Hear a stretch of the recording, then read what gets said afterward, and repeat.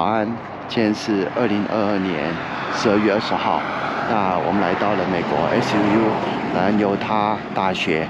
那这是他们的实习飞机场，有定翼机，然后这个是直升机的部分。刚才在飞机上有飞哈，这个是他们的机场的练习的情形。我们待会儿要去拜访他们，拜拜。这是 SUU 它那个进来的地方。这是他们的飞机，然后这都是一些学生的实际场地。我们到这边来以后，要先签名。Hello everybody, my name is Mike Maurer. I'm the Executive Director and Chief Flight Instructor for Southern Utah University's College of Aerospace Sciences. And we look forward to having students from Taiwan and really hope that you come here and experience everything we have to offer. Shishi. Hi, welcome to SUU Aviation. This is Hangar 1. This is where we keep all of our airplanes. We'll just go through on this tour and give them a look over, talk a little bit about the program, what training you'll get, and then just some of the aircraft themselves and their capabilities. So just go through. We'll start over down here. This is an American, this is a Cirrus SR-20. This is our primary training aircraft. It is what the students will spend the majority of their time in. So,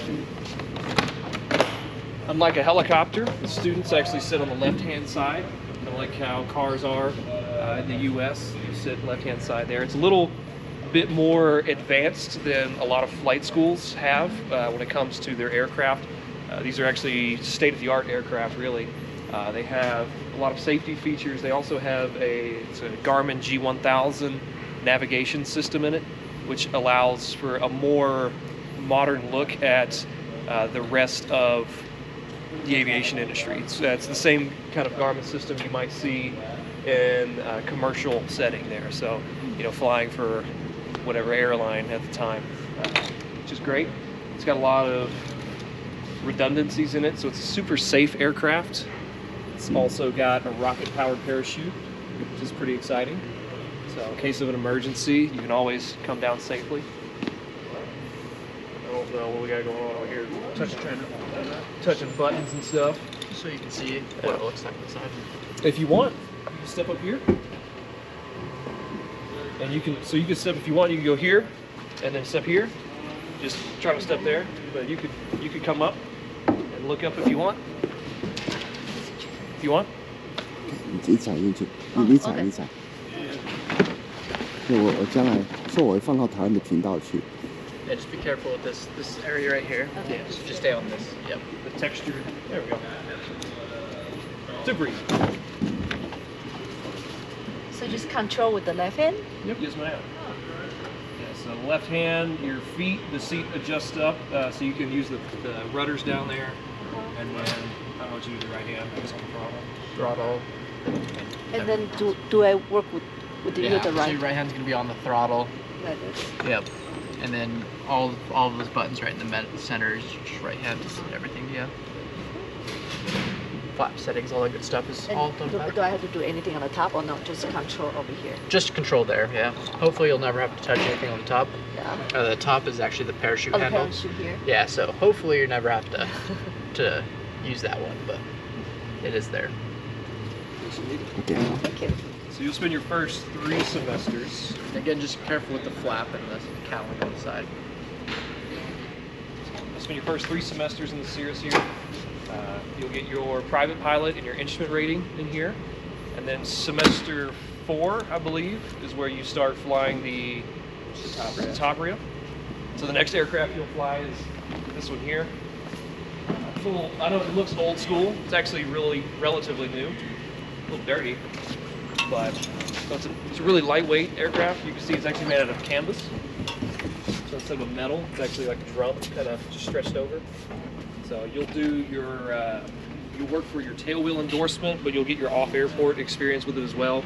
So you'll see it's got big bush wheels in the front there, which will kind of allow you to go off-airport, whereas these have just small, like go-kart wheels almost.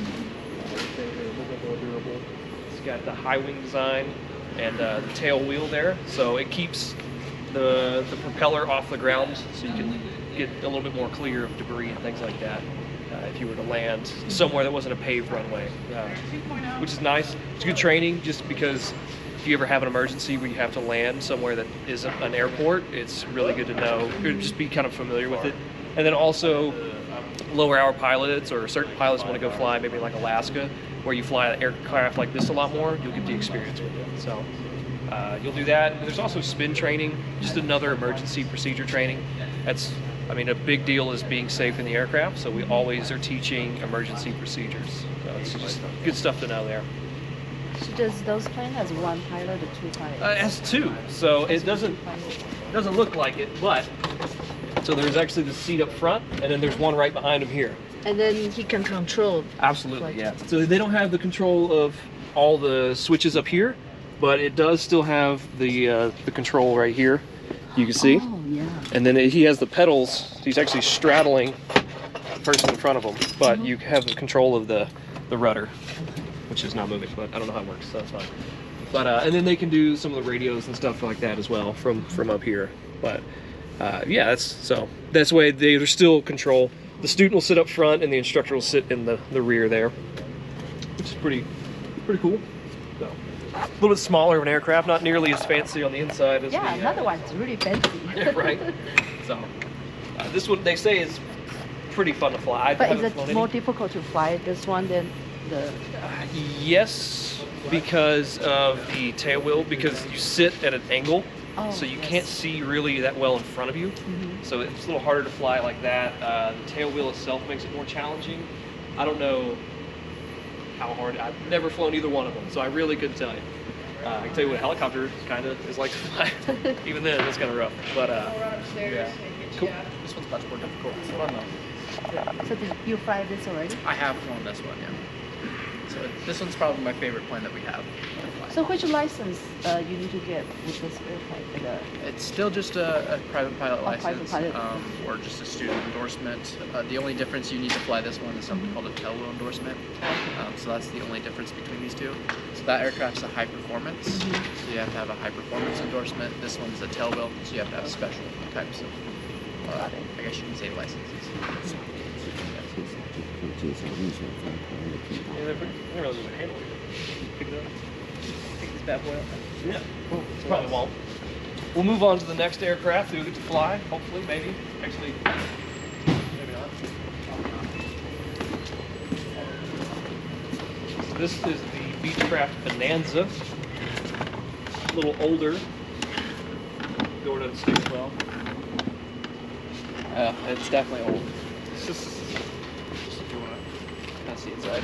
Yeah. So I don't believe this will be here much long. I don't know when they plan on getting rid of them. I think they're planning early or mid next year. So they're gonna fly the new one. Yes, they're gonna. So we have two of these. They're selling them, and they're buying just two more of the Cirrus there. So I'm not super sure. Just the training will be the same, but I don't really know the big differences. This is a complex airplane, so it has the landing gear goes up, whereas the Cirrus doesn't. But you don't technically need that training to graduate from the school, so they're just getting rid of it and sticking solely to the technically advanced Cirrus.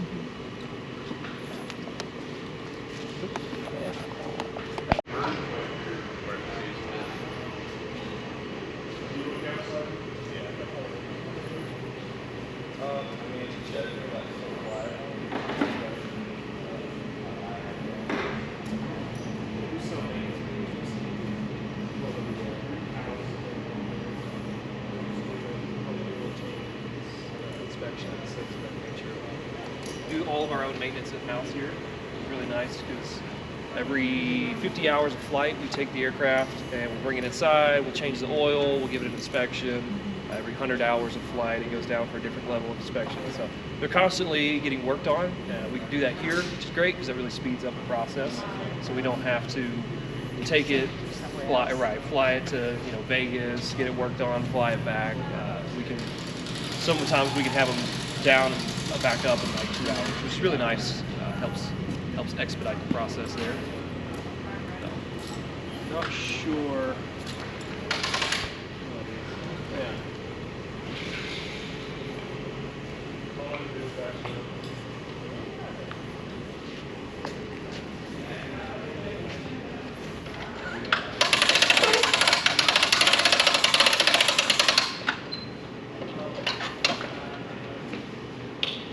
I'll let them know real quick.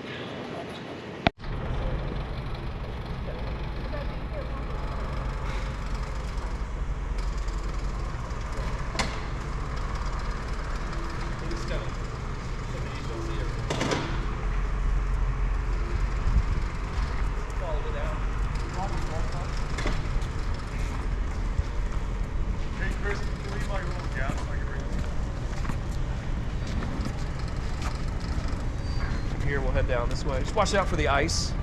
You don't want to slip and fall on that.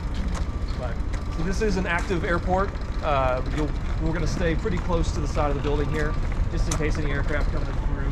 We don't want to be in their way. But that was hangar 1, so we're going to go to hangar 2 now. Hangar 2 is where our primary maintenance hangar is. And watch yourself. It's pretty slippery. We'll check that out. It's where they do all the maintenance on our fleet aircraft, not so much on the students' aircraft there. And by students' aircraft, I mean it's our maintenance program specifically. So these technicians, these aircraft are all for our flight school. So we don't have our student maintenance students working on it there. Trying to find a better way to word that.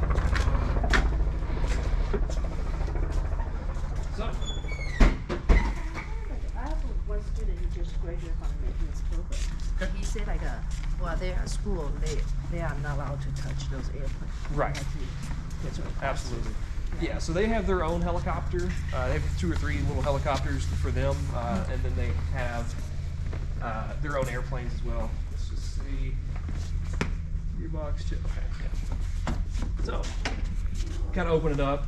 The pilot of a helicopter sits on the right-hand side, which is a little different from an airplane and a car. So they'll sit over there. You can see your primary flight controls.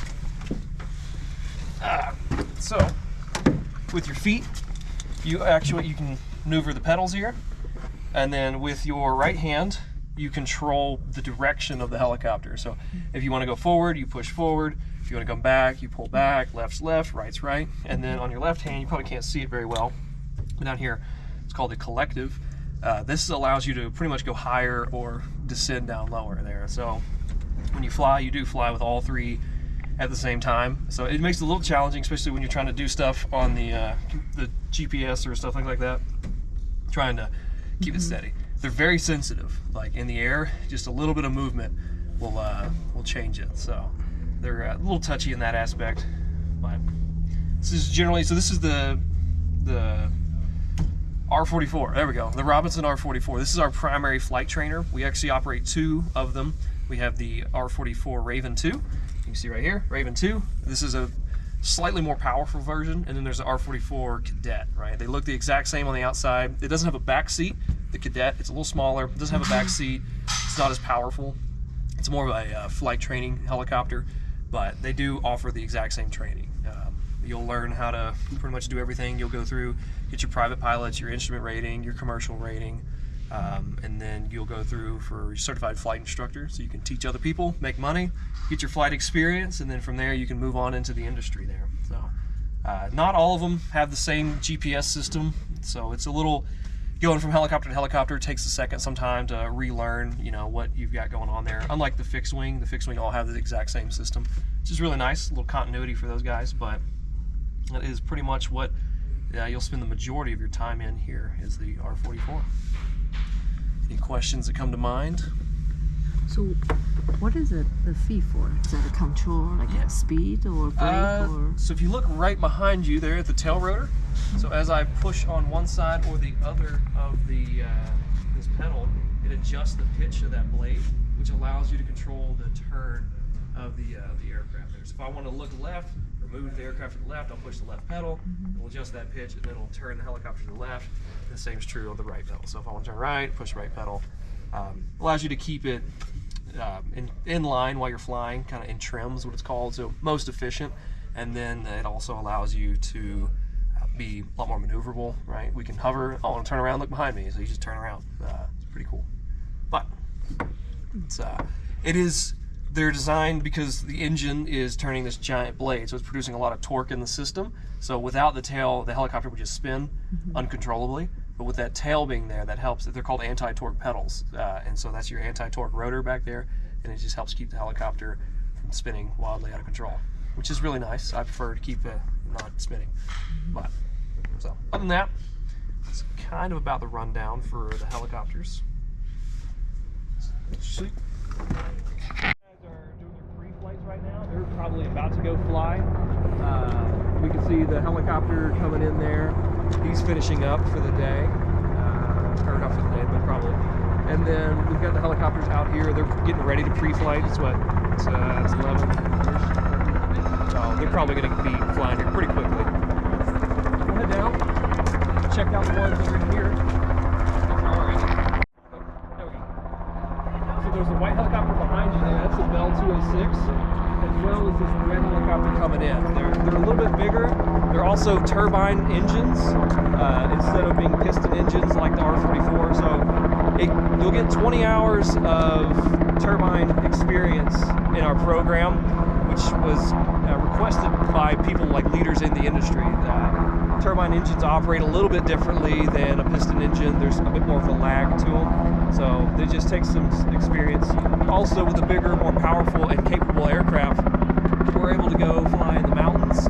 We can do external load training, so where you're flying and you have a 100-foot rope with a tire on the bottom. So that's another training that we go through here as well. So probably what they're getting done doing for the day. So it's something that kind of separates our program. It's definitely geared for commercial pilots. It allows you to leave here and transition into the industry a lot more smoothly than other styles of going through. We can watch it come in. It's pretty cool to watch.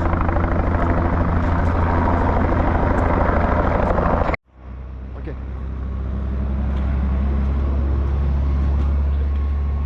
So, this is Hangar 3.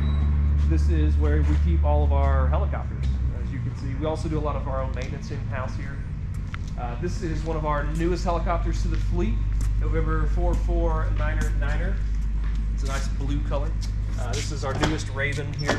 Just like the other one, it's going to look real similar on the inside, just nicer seats and kind of a fancier GPS display there. So, one of our newest ones. Probably a cadet in here. You know what this is not.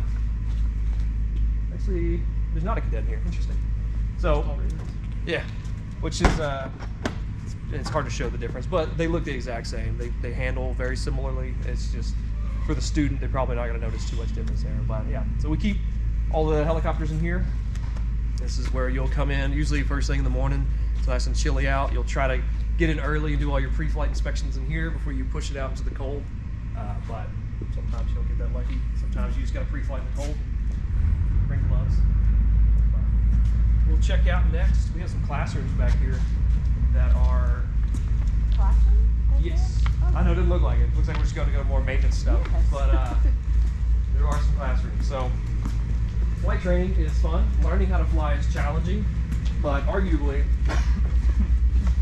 excuse me, the harder part is the ground school. So a lot of your training is going to revolve around this ground knowledge that you have, right? Just because you know how to fly an aircraft, I mean, that gets you far, kind of, but knowing everything else about the aircraft, the environmental factors, how the physics of air going over an airfoil creates lift, that's going to help you out. Your own aeromedical factors, right? How the eye works, how hypoxia affects your body, all these things, excuse me, are going to be things you'll learn here as well. So, in my opinion, about 55 to 60% of the challenge of flight school is going to come from the ground, and then in the air is the other hard part, right? So, these are classrooms that we have. When a student gets here, they're going to be assigned an instructor. Usually it's 4, maybe 5 students, but probably about 4 to 1 ratio of students to instructor, which really allows you to have a very more of a closer relationship with your instructor, which allows you to learn a lot more. Whereas whereas in a traditional flight school or in other flight schools, you might buy your flight hours, and then you might find somebody else to teach you the stuff on the ground. Our instructors are here for both. It's really nice. We kind of work them pretty hard, but it makes them really good at their job, which is super marketable once they leave. We have like recruiters coming to us all the time. Hey, we want your instructors because they've been teaching people and like working really hard for a long time. So we do produce a top-notch instructor, which is really nice because then like recruiters come to us. We have marketing fairs, events all the time there, about once a semester in the hangar there. So we had a really big turnout last time, which is really nice because it's nice to see like, hey, future employers, and they tell you how much money they're going to pay you unless you're a helicopter student, and they're like, yeah, maybe not. But anyway, joke that didn't land. Perfect. Cool. But so these are classrooms, right? So this is, let's say, I'm feeling a little rough on aerodynamics. I need to brush up on that. So you could say, hey, well, room 109 today at 12 o'clock, Joe Smith is teaching aerodynamics. You just like, hey, can I sit in? Absolutely, come and join us here, or something like that. So kind of just our ability to teach students the ground stuff. It's really nice.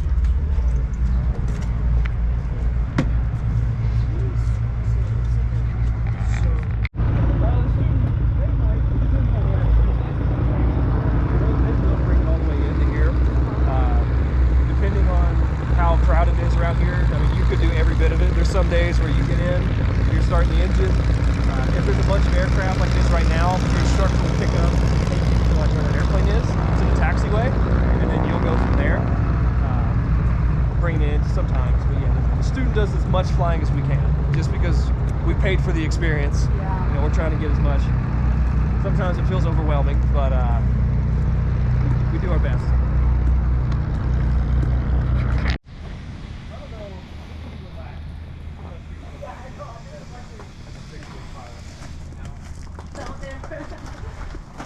My son needs a question, and then he got to 15. And my another son, I tried the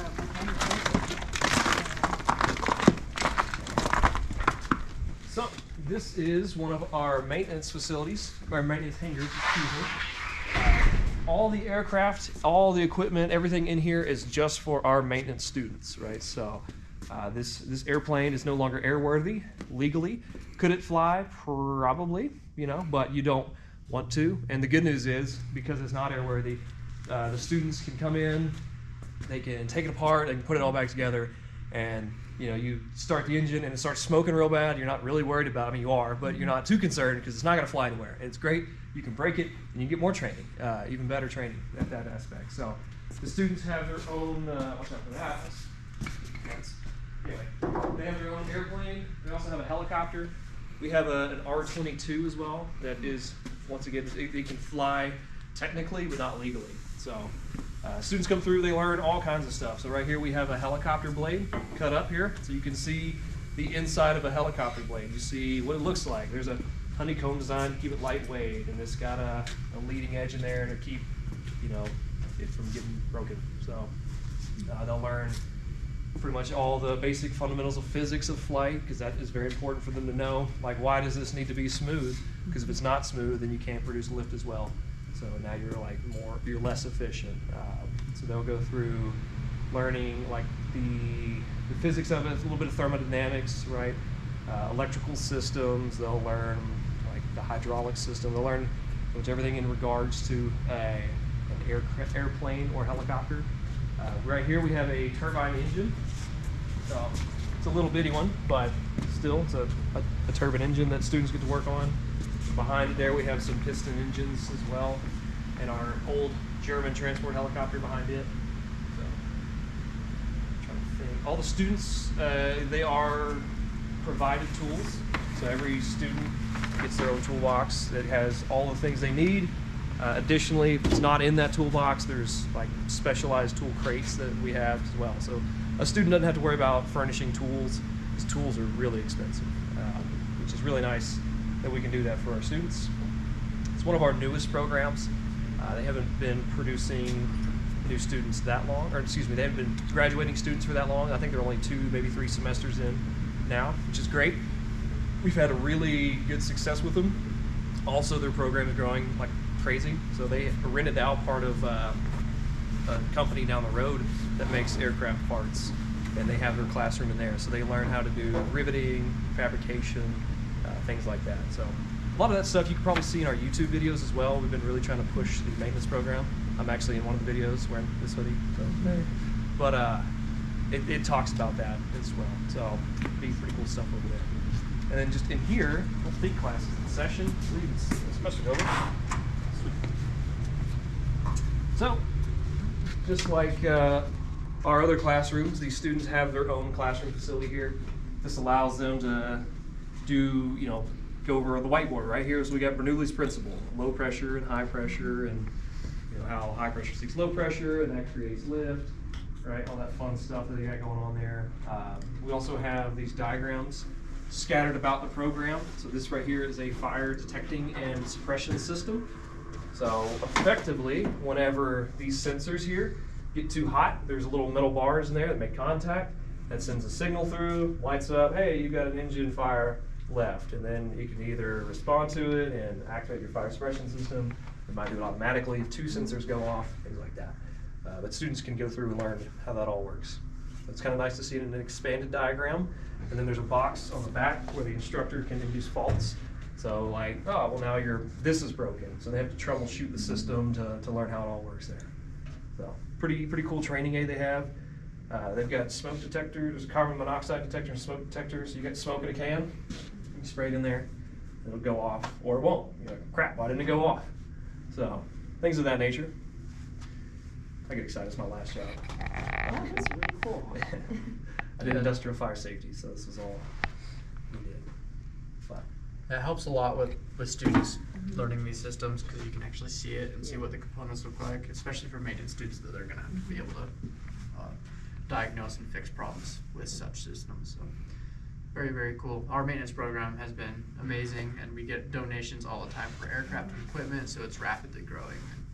It's a very good industry to get in right now.